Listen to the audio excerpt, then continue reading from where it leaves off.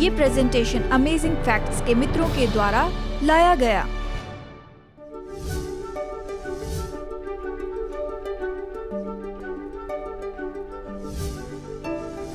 इस जीवन में आपको छोटा रोमांच जो मिला उसका उद्देश्य है कि अनंत काल को निश्चित कर ले, जबकि बहुत से लोग इच्छा रखते हैं और बलिदान करने को तैयार है अनंत जीवन इस संसार के कुछ समय के आनंद के लिए। आपका फिर स्वागत है landmark of prophecy Bible study series में। और आज हम ऐसे विषय का अध्ययन करेंगे जिससे आप बाइबल की भविष्यवाणी में देखते हैं, और ये विषय है परमेश्वर का राज्य। खास करके आज के संदेश का शीर्षक है अद्भुत राज्य, और ये उस कहानी पर आधारित है जो आपकी बाइबल में है, राजा सुलेमान के अनुभव के बारे में है। जब आप इस्राएल का इतिहास देखेंगे तो उनके उतार चढ़ाव थे, लेकिन अगर आप उस बात को देखें कि पूरे इस्राएल के इतिहास में जब उनके पास सबसे ऊंची महिमा थी, ये तो राजा सुलेमान के समय काल की बात है, और खास करके जब शीबा की रानी आई थी, क्योंकि यह हमें बताता है कि परमेश्वर ने अपने लोगों के लिए क्या लक्ष्य रखा। मैं चाहता हूं तुम राजा और याजकों का देश हो। मैं चाहता हूं कि सब लोग तुम्हारे पास आए और मुझसे सीखे। यानी भवन बिल्कुल नया बनाया था, बिल्कुल पूरी तरह से नया था, और सुलेमान ने अपना महल भी बनाया, और उनके पास धन संपत्ति थी और सारी सीमाओं पर शांति थी। और उस समय शीबा की रानी ने सुलेमान की बुद्धि के बारे में सुना था। वो बहुत ही धनी देश से आई थी, जो कि लगभग सऊदी अरेबिया के पास से था। बड़े कारवां के साथ आई थी, साथ ही सुलेमान के लिए पशु और बहुत सी वस्तुएं लेकर आई, और उसने बस यही कहा कि मैं तुमसे कुछ सवाल पूछना चाहती हूँ, क्योंकि उसके लिए सबसे महत्वपूर्ण सच्चाई और बुद्धि थी। वो सच में देखना चाहती थी कि सुलेमान किस परमेश्वर की आराधना करता है। क्या आपने कभी ये बात सुनी है कि वो तो मेरा दम निकालने वाला अनुभव था। ये रानी शीबा से ही आया था।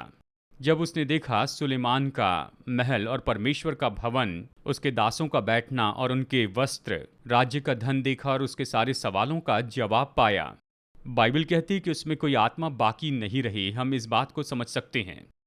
उसका मानो दम निकल गया था। इसका यही तो मतलब है कि वो श्वास तक नहीं ले पाई, और उसने कहा कि अवश्य ही तेरी बुद्धि और तेरी महानता का आधा भाग भी मुझे नहीं बताया गया। यानी इस कहानी में हम इस भाग को देखते हैं कि एक बहुत ही अद्भुत और महिमामय राज्य है जो प्रभु हमारे लिए तैयार कर रहे हैं। मैं चाहता हूं कि आज इसे आप ध्यान से सुनिए। ये छोटा विश्वास है जो बड़ी सोच रखता है, यहाँ वहाँ की सोच रखता है। बाइबल स्वर्ग के बारे में बहुत कुछ बताती है और ये वास्तविक है। तो आइए कुछ वचनों को देखते हैं। हमारे पाठ में पहला सवाल है, यीशु ने अपने लोगों से क्या प्रतिज्ञा की है? यीशु ने अपने लोगों से क्या प्रतिज्ञा की है? यूहन्ना 14:2 में उसने कहा, मेरे पिता के घर में, यानी आप भी मेरे साथ में कहिए, बहुत से रहने के स्थान हैं, क्योंकि मैं तुम्हारे लिए जगह तैयार करने जाता हूँ। और यदि मैं जाकर तुम्हारे लिए जगह तैयार करूं तो फिर आकर तुम्हें अपने यहाँ ले जाऊंगा। इब्रानियों 11:16 बाइबल कहती है, क्योंकि उसने उनके लिए एक नगर तैयार किया है। अब जब मैं नगर के बारे में सोचूं तो मैं अच्छी बातों के बारे में नहीं सोचता हूं। जानते हैं क्यों? लोग तो पाप और स्वार्थ से लड़ते हैं, और जहां भी ज्यादा लोग जमा होते हैं वहां बहुत सी समस्याएं भी एक साथ जमा होती हैं। गैंग की समस्या कहाँ होती है? गांव के खेतों में नहीं होती, शहरों में होती है, जहां ज्यादा लोग जमा होते हैं।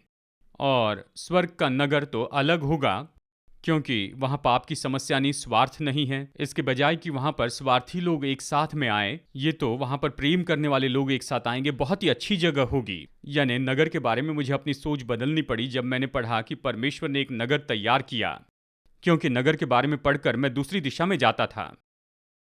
प्रकाशित वाक्य 21:2 फिर मैंने पवित्र नगर नए यरूशलेम को स्वर्ग से परमेश्वर के पास से उतरते देखा। अब देखिए, यहाँ पर पुराने यरूशलेम की तस्वीर है, और देखिए, जानते हैं यह ऐसा शहर है जहाँ पर जिसे सबसे ज्यादा बार नाश किया गया फिर से बनाया गया है संसार के दूसरे शहरों की तुलना में। इस शांति के नगर को, यरूशलेम का यही अर्थ है।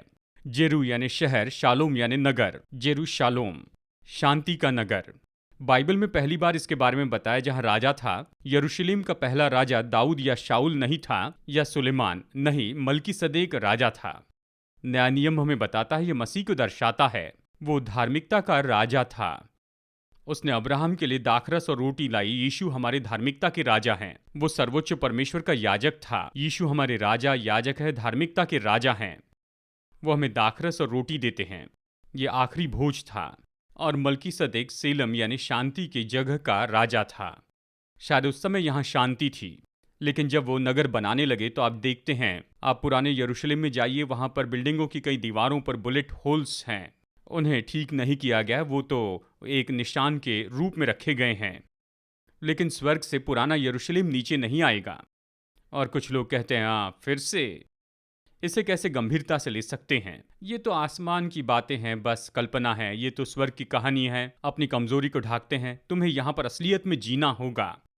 लेकिन उन्हीं लोगों को यह विश्वास करने में समस्या नहीं कि मनुष्य स्पेस का नगर बना दे। क्या यह अजीब नहीं? क्या अभी कोई संदेह कर सकता है कि हम स्पेस में छोटा नगर बना सकते हैं? इसीलिए इंटरनेशनल स्पेस स्टेशन बनाया गया है ना। जब हम स्वर्ग के बारे में कहें तो संसार हंसता है, लेकिन परमेश्वर इसे गंभीरता से लेता है। जब हम स्वर्ग के बारे में कहते हैं तो वो कहता है ये असली है। यानी जब परमेश्वर ने कहा, मैं स्वर्ग से नीचे लेकर आऊंगा इस निवास स्थान को, लोग स्टार ट्रैक देखकर कहते हैं, हाँ, ये बात सच है, देखिए ये कितनी उलझी हुई बात है। लेकिन प्रभु कहे तो कहते हैं, हाँ, शायद प्रभु न करे हॉलीवुड कर दिखाएगा। परमेश्वर के बारे में निश्चित नहीं है। मैं सोचता हूं वो कर सकते हैं। हम उस पवित्र नगर के बारे में और क्या जानते हैं? हम विवरण से देखेंगे कि हमें स्वर्ग के बारे में क्या बताया गया है और वहां पर क्या होगा। प्रकाशित वाक्य 21 वचन 10 और 12। पवित्र नगर यरूशलेम को स्वर्ग से परमेश्वर के पास से उतरते दिखाया। उसकी शहरपनाह बड़ी ऊंची थी और उसके 12 फाटक थे। अब देखिए, 12 तो बिल्डिंग के लिए बिल्कुल सही गणित की संख्या है। 1 फुट में 12 इंच होते हैं, क्योंकि ये बड़ी आसानी से विभाजित करने वाली संख्या है। 1 से विभाजित कर सकते हैं और 2, 3, 4 और 6 से। और फिर परमेश्वर ने यह नगर बनाते समय सिद्ध अर्थमेटिक संख्या का उपयोग किया। 12 संख्या चर्च को दर्शाती है। यह अद्भुत संख्या है। इसराइल के कितने गोत्र थे? 12। तो कितने प्रेरित थे? 12। बाइबल बताती है कि नई यरूशलेम की 12 नींवें हैं, 12 फाटक हैं। जानते हैं फाटक किससे बने हैं? मोती के फाटक आपने सुने हैं। इसमें नहीं कि इसमें मोती जड़े हैं, लेकिन बाइबल कहती है कि एक एक फाटक एक मोती का है। अगर इस शहर के आयाम को देखें तो एक दीवार 375 मील की है और ये कहता है कि शहरपनाह 144 हाथ यानी 200 फीट चौड़ी है। ये नहीं बताया कि कितनी ऊंची है। एक वचन कहता है कि ऊंचाई, लंबाई, चौड़ाई एक जैसी है। एक फाटक तो सच में इतना बड़ा होगा, यानी इतना बड़ा मोती होगा, आप कहेंगे पास्टर कल्पना नहीं कर सकते। बाइबल कहती परमेश्वर ने अपने प्रेम करने वालों के लिए जो तैयार किया वो आप सोच नहीं सकते। आप कहेंगे ये बहुत बड़ी बात है, मैं इसे सच में समझ नहीं सकता हूं। यीशु ने यही तो कहा है कि कल्पना नहीं कर सकते हैं। यानी मोती इतना बड़ा है तो जरा सोचिए सीप कितना बड़ा होगा। जानते हैं, ठीक है। और फिर आप पढ़ सकते हैं प्रकाशित वाक्य 21 में, नगर की सड़क शुद्ध सोने की थी। मैंने सुना था अगर आप सोने को सबसे ज्यादा शुद्ध रूप में लेते हैं तो सच में ये पारदर्शी होता है। सोने में जो अशुद्धता होती है उसी के कारण उसे ये रंग मिलता है और ये लगभग 14 कैरेट की शुद्धता में निकलता है, लेकिन 22 कैरेट में शुद्धता की जाती है सोने की। यूहन्ना कहता है कि ये जो सोना है ये तो पारदर्शी है, ये तो सबसे ज्यादा शुद्ध है। स्वर्ग में ये सोना है। बाइबल उस नगर के भोजन और जल के बारे में क्या कहती है? मैं इस अध्ययन के बारे में बहुत ही उत्साहित होता हूँ। प्रकाशित वाक्य 22:1 में कहता है, उसने मुझे बिल्लोर की सी झलकती हुई जीवन के जल की नदी दिखाई। हर जीवन के लिए जल जरूरी है। पशु, पौधे, फंगस, मशरूम, जीव जंतु चाहे जो भी हो पानी के बिना नहीं रह सकते। बैक्टीरिया पानी के बिना नहीं रह सकते और इस संसार में जीवन का सारा स्रोत तो पानी के द्वारा है। यीशु ने कहा, मैं जीवन का जल हूं। पहले हमें इसे अपने जीवन में स्वीकार करना होगा। परमेश्वर के सिंहासन से नदी बहती है। मैंने नील नदी देखी है, अमेज़न देखी है और मिसिसिपी देखी और संसार की बड़ी बड़ी नदियों को मैंने देखा है। जानते हैं अमेज़न नदी तो इतनी बड़ी है कि अटलांटिक महासागर में मिलते हुए ये 50 या 100 मील चौड़ी होती है। तो आपको क्या लगता है ये नदी कितनी बड़ी है? ऐसी नदी के बारे में जो पूरी पृथ्वी को जल देती है। ये मुख्य नदी है जो पूरे ग्रह को पानी देती है।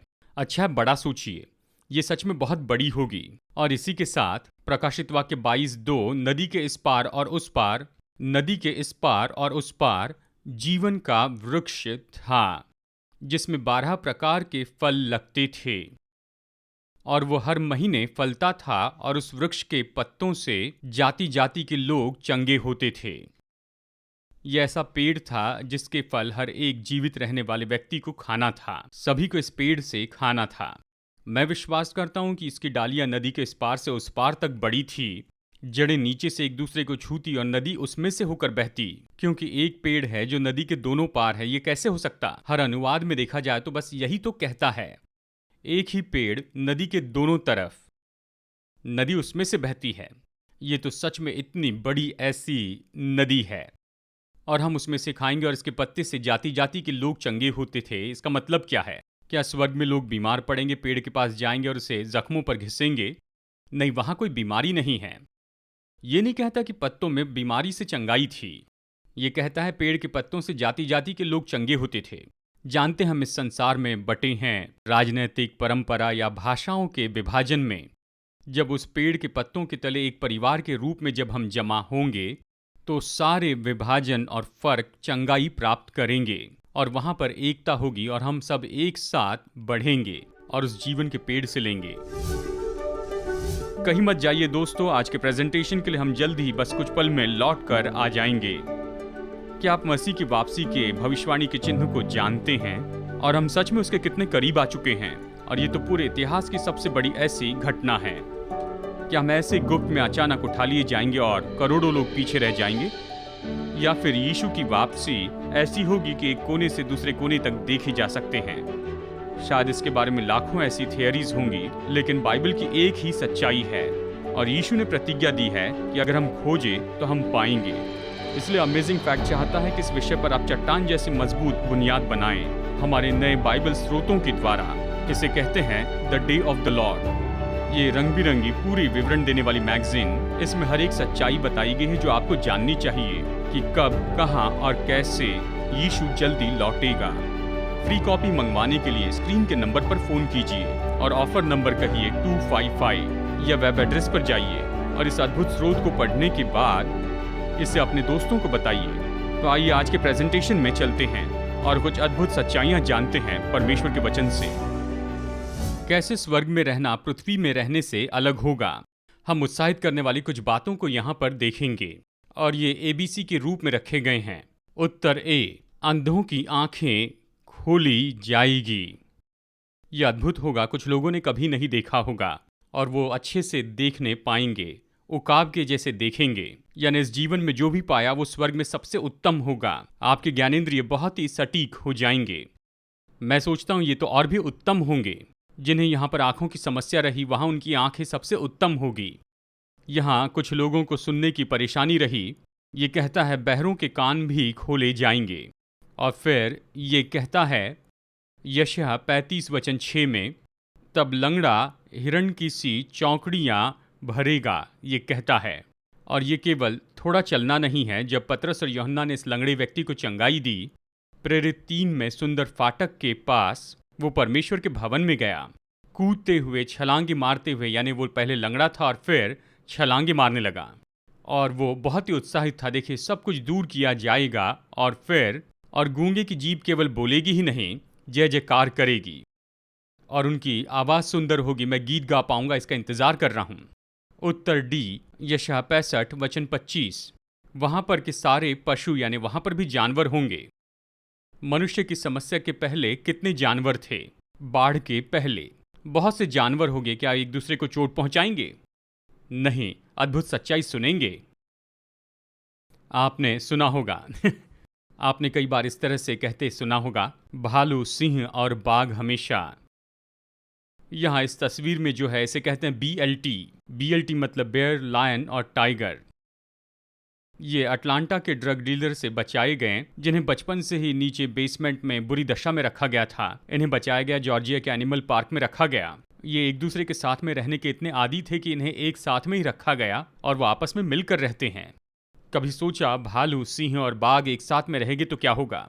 बचपन से एक दूसरे को जानते हैं तो वो ठीक हैं। और इसीलिए बाइबल हमें बताती है यशायाह के इस अध्याय में, ये तो ई सवाल का जवाब है। यशायाह 11:6, तब भेड़िया भेड़ के बच्चे के संग रहा करेगा और एक छोटा लड़का उनकी अगुवाई करेगा। छोटा बच्चा मेमने और भेड़िया की अगुवाई करेगा। और ये कहता है सिंह बैल के समान भूसा खाया करेगा। कितने लोगों ने पुरानी वो किताब पढ़ी जिसका नाम था लिटिल टाइक? आपको याद है मैं क्या कह रहा हूँ? लिटिल टाइक। एक परिवार ने एक सिंह के बच्चे को गोद लिया था। उसकी माँ दूसरे बच्चों को मार रही थी, इसलिए इसे बचाने के लिए जू में से उसे निकाला गया और वेस्ट फॉल्स के इस परिवार को दिया गया, यहाँ नॉर्दर्न कैलिफोर्निया में। उन्होंने उसे गोद लिया और उसे दूध दिया, और जब दूध पीने की आदत छोड़नी थी तो मांस दिया। वो नहीं खा रहा था, लेकिन अनाज की ओर वो आकर्षित हुआ और इस सिंह ने मांस खाने से इनकार किया। और ये मेमनों के साथ खेलता और ये परिवार बिल्ली के साथ रहता और फार्म में इसने किसी को कभी नहीं काटा। और जब ये पूरी तरह से बड़ा सिंह हो गया, उसने न कभी मांस खाया न कभी खून पिया। ये तो वेजिटेरियन सिंह था। कितने लोगों को याद है? इस किताब का नाम है लिटिल टाइक। ये बहुत ही अद्भुत कहानी है। एफ का उत्तर है। ये कहता है जंगल और निर्जल देश प्रफुल्लित होंगे। अभी आप संसार के सबसे वीरान जगह को देख सकते हैं और वहाँ पर बहुत ही सुंदर बाग होगी। अब तो वह ऐसी जगह दिखती है जहाँ पर कुछ भी नहीं हो सकता है, लेकिन स्वर्ग में नहीं। और जो सुंदर जगह है वो तो बहुत ही सुंदर हो जाएगी और मरुस्थल और भी सुंदर होंगे। और अभी जो रंग आप देख रहे हैं वो उन रंगों की तुलना में कुछ नहीं। अगर हमें स्वर्ग का एक दर्शन दिखाया जाए, अगर हम उसे संभाल पाए, उसकी महिमा को देख पाए और उसके प्रताप को देख पाए, अगर आप स्वर्गदूतों के गीतों को सुन लें, अगर आप स्वाद ले लें कि वहाँ पर स्वर्ग का भोजन सच में कितना स्वादिष्ट होगा, तो आपकी जो भी ज्ञानेंद्रिय हैं उसे 100 गुना बहुगुणित कीजिए। पाप के कारण इस जीवन में सब डल हो गया है और ये सब बेहतर होगा और अनंत काल के लिए वैसे ही रहेगा। और आगे बढ़ते हैं। उत्तर जी, यशायाह 33:24, कोई निवासी न कहेगा कि मैं रोगी हूं। वहां कोई भी बीमार नहीं होगा। क्या यह अद्भुत नहीं होगा? आपको हेल्थ प्लान की चिंता नहीं करनी होगी, आपके हेल्थ इंश्योरेंस की चिंता नहीं होगी। एच का उत्तर है प्रकाशित वाक्य 21:4, इसके बाद मृत्यु न रहेगी और न शोक, न विलाप, न पीड़ा रहेगी। पहली बातें जाती रही। जो आपको वहां पर मिल गया वो हमेशा के लिए रहेगा और आपको कभी उसे खोने के बारे में डरना नहीं होगा। और फिर भी लोग हिचकिचाते हैं, वो अपना दिल यीशु को देने और उसके पीछे चलने से हिचकिचाते हैं। नंबर 6, संतों के पास कौन सी देह होगी? क्या वो भूत के जैसे उड़ते रहेंगे? फिलिपियो 3:20 और 21, प्रभु यीशु मसीह हमारी दीनहीन देह का रूप बदलकर अपनी महिमा की देह के अनुकूल बना देगा। अपनी महिमा की देह के अनुकूल, यानी प्रभु हमें महिमा में देह देंगे। जब यीशु मुर्दों में से जी उठे तो असली थे। याद है वो कब्र से बाहर आए, चेलों के सामने प्रकट हुए और ऊपरी कोठरी में उनसे कहा, लूका 24:39 में उसने कहा, मेरे हाथ और मेरे पाँव को देखो कि मैं वही हूँ, मुझे छू कर देखो, क्योंकि आत्मा की हड्डी मांस नहीं होता जैसा मुझ में देखते हो। प्रभु ने क्या कहा? ये कहा कि मैं भूत नहीं हूँ और उनके सामने खाया कि साबित करे कि वो असली हैं। हमारे पास कैसी देह होगी? असली देह। लेकिन हम 4 आयाम में होंगे, अभी हम 3 आयाम में हैं। आदम हवा के पाप के बाद वो एक आत्मिक आयाम खो चुके थे और वो लौटाया जाएगा। हमारे पास में महिमा में अनंत काल की देह होगी। हम स्वर्गदूतों से बात कर पाएंगे, परमेश्वर को देखेंगे और हम उस समय आत्मिक संसार से जुड़ जाएंगे, अच्छी आत्माएं स्वर्गदूतों से। बाइबल में इस राज्य में प्रोत्साहित करने वाली दूसरी प्रतिज्ञाओं में क्या पाया जाता है? ये कहता है प्रेरितों के काम अध्याय 3:20 और 21 में, और वो यीशु को भेजे जो तुम्हारे लिए पहले ही से मसीह ठहराया गया है। अवश्य है कि वो स्वर्ग में उस समय तक रहे जब तक कि वो सब बातों का सुधार न कर लें। इसका मतलब सब कुछ नया बनाया जाएगा। तो अब सवाल यही है दोस्तों, कितने लोग उस राज्य में रहना चाहते हैं और वहां पर यीशु के पीछे चलना चाहते हैं? अगर वहां पर उसके पीछे चलना है तो पहले अभी आपको यहां पर उसके पीछे चलना है। बस यही, जो अभी उसके पीछे चलेंगे वो वहां उसके पीछे चलेंगे। आप आखिरी समय में ठान नहीं सकते हैं कि आप विश्वासी हो जाएंगे। अनुग्रह बंद होने के बाद नहीं, प्रभु अभी बुला रहे हैं। क्या इस जीवन की दुखी और पीड़ादायक यादें लोगों को स्वर्ग में परेशान करेगी? जवाब है यशा 65:17। ये कहता है, पहली बातें स्मरण न रहेगी और सोच विचार में भी ना आएगी। हमें उसकी चिंता नहीं करनी होगी। मुझे आपका पता नहीं, लेकिन मैं अपने बारे में कहूँगा कि जब मैं यहाँ पर खड़े रहकर कुछ कहता हूँ फिर बाद में सोचता हूँ, ओह क्या मैंने ऐसे कहा था। और ऐसे पीड़ादायी अनुभव लोगों ने अनुभव किए हैं। कुछ लोगों ने हिंसा का अनुभव किया है और ऐसी बातें जिसने बहुत सी परेशानियां लाई हैं। तो आप ये सोचते हैं ओ भयानक यादें हमेशा रहेगी। प्रभु कहते हैं वो हमें चंगाई देंगे, उस सारी सुंदरता में, महिमा में और उस सारे प्रताप में, स्वर्ग के आनंद में। वो तो इस जीवन के सारे पीड़ादायी बातों को ऐसे ही भुला देंगे और उसकी दाहिनी ओर हमेशा का आनंद होगा। परमेश्वर ने अपने आने वाले राज्य के बारे में और कौन सी रोमांचक प्रतिज्ञाएं दी हैं, यहाँ पर बहुत सी बातों को हम देखेंगे। उत्तर ए, यशायाह अध्याय 35:10 में कहता है, यहोवा के छुड़ाए हुए लोग लौटकर जय जयकार करते हुए सिय्योन में आएंगे, उनके सिर पर सदा का आनंद होगा। परमेश्वर प्रेमी स्वर्गीय पिता और बाइबल कहती है वो कोई भी भली चीजों को नहीं रख छोड़ेंगे। जो धार्मिकता में चलते हैं उनसे कुछ नहीं दूर रखेंगे। वो आपसे कोई भली चीज दूर नहीं रखेंगे और उसके दाहिनी ओर हमेशा का आनंद है। जब तक परमेश्वर के तरीके से न करे आप उसे नहीं पाएंगे। और खैर बता दूं, मैं अगले वचन में चलता हूं। ये मेरी पत्नी का पसंदीदा वचन है, भजन 16:11। उसके दाहिने हाथ में सुख सर्वदा बना रहता है। सुख बुरी बात नहीं है। प्रभु चाहते हैं कि आप उसका आनंद उठाएं। उसने आपको ज्ञानेंद्रिय दिया है, आपके भोजन को आशीष देते हैं। लेकिन देखिए, संसार में हम तो बस ऐसे पीछे जा रहे हैं। हम सोचते हैं कि हमें पहले शारीरिक आनंद को अनुभव कर लेना चाहिए और फिर दिन भर उसका दर्द सहते जाना है। सी का उत्तर जकरिया 8:5। नगर के चौक खेलने वाले लड़कों और लड़कियों से भरे रहेंगे। वहां पर सड़कों पर देखिए, यहाँ पर हमारे कुछ शहरों में हम बहुत डर जाते हैं। मेरी माँ मेरे भाई को डांटती थी। हम सड़कों पर 40 सेकंड खेलते थे। लेकिन स्वर्ग में क्या डरने की कोई बात होगी? हम बच्चों से कहेंगे जाकर सड़क पर खेलो, जाकर सोने की सड़कों पर खेलो यानी डरने की कोई बात नहीं होगी, उन्हें चोट नहीं लगेगी। डी का उत्तर यशायाह अध्याय 40:31। वे दौड़ेंगे और श्रमित न होंगे, चलेंगे और थकित न होंगे। वो उकाबों के समान उड़ेंगे, यानी कि हम उड़ पाएंगे।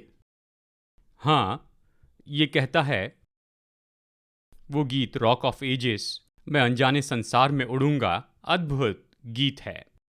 ये कहता है उकाब के समान उड़ेंगे। मुझे विश्वास है हम उड़ पाएंगे। परमेश्वर के नए राज्य में सबसे बड़ा प्रतिफल क्या है? ये बहुत ही सुंदर भाग है। प्रकाशित वाक्य 21:3 में ये कहता है, परमेश्वर आप उनके साथ रहेगा। क्या ये अद्भुत नहीं? बाइबल कहती है एक चांद से दूसरे चांद तक, एक सब से दूसरे सब तक सब लोग प्रभु की आराधना के लिए आएंगे। हम यीशु की आराधना करेंगे, वो प्रचार करेंगे और उसके संदेश के दौरान कोई नहीं सोएगा, उसके प्रचार के दौरान। और हम जानेंगे कि जो भी उसने कहा वो अच्छा और सच है। परमेश्वर वहां होंगे, हम उसे देखेंगे। कौन सी बात लोगों को परमेश्वर के स्वर्गीय राज्य से दूर रखेगी? यहीं पर गंभीर बात है। प्रकाशित वाक्य 21:27। उसमें कोई अपवित्र वस्तु या घृणित काम करने वाला या झूठ का गढ़ने वाला किसी रीति से प्रवेश न करेगा। इसका मतलब अगर कोई अपवित्र या घृणित काम करने वाला है तो वो नहीं जाएगा। बाइबल कहती पाप के कारण ही शैतान को स्वर्ग से निकाला गया। स्वर्ग परमेश्वर की उपस्थिति का शुद्ध स्थान है। अभी हमें शुद्ध होना है और तैयार होना है यीशु के लहू के द्वारा कि उस राज्य में रहें। हम राह नहीं देख सकते कि यीशु आएंगे और फिर हमें बदल देंगे। अब हमारे लिए समय है कि हम नई सृष्टि हो जाएं।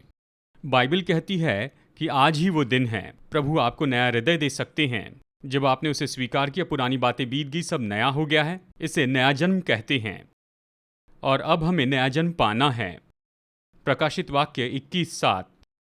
जो जो जय पाए, ये किंग जेम्स का कहने का तरीका है कि जो जयवंत होता है, प्रकाशित वाक्य में 7 बार कहा है।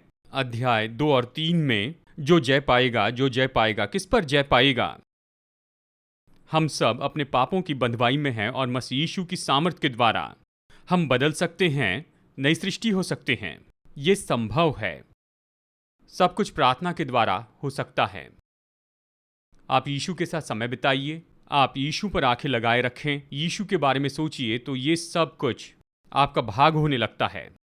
यीशु ने इस जीवन में और आने वाले जीवन में सफलता का कौन सा फॉर्मूला बताया है? मत्ती 6:33, आप इसे जानते हैं, हमने यहीं से शुरू किया था।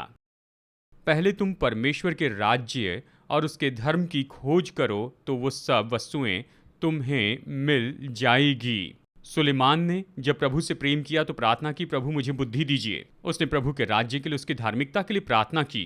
परमेश्वर ने कहा, तूने इसे पहले खोजा है तो मैं तुझे बाकी सब दूंगा, मैं तुझे बुद्धि दूंगा, दीर्घायु दूंगा, तुझे संपन्नता दूंगा, लेकिन पहले मेरे राज्य को खोजो। ये चाबी थी, आज भी यही चाबी है। अगर आप परमेश्वर को जानना और उसे बांटना और उसके लिए जीते हैं और दूसरों के लिए जीते हैं, आपकी प्राथमिकता यही है, तो वो आपको वो अद्भुत राज्य देते हैं।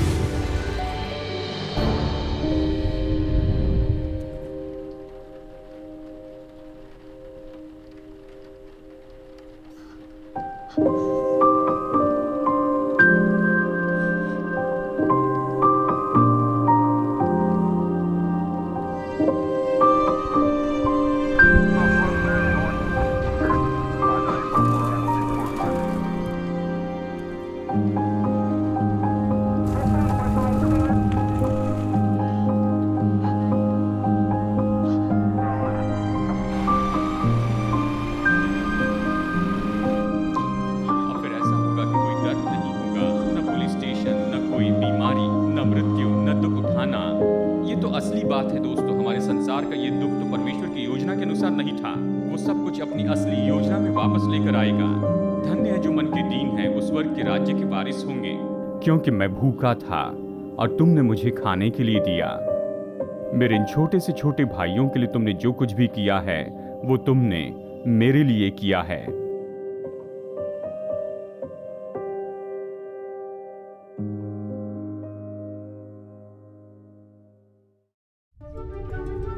पचास साल से भी ज्यादा समय से अमेजिंग फैक्ट्स बाइबल की सच्चाई को पूरे संसार में बता रहे हैं। यीशु की आज्ञा है कि हम प्रचार करें, हर देश में, हर जाति में, हर भाषा में प्रचार करें। आपकी प्रार्थना और सहायता के लिए धन्यवाद।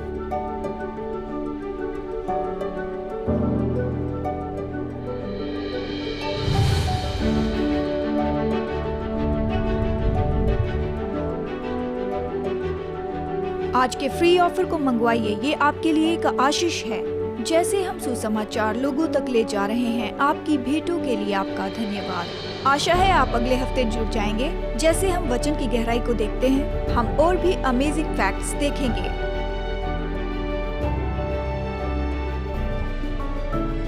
ये प्रेजेंटेशन अमेजिंग फैक्ट्स के मित्रों के द्वारा लाया जा रहा है।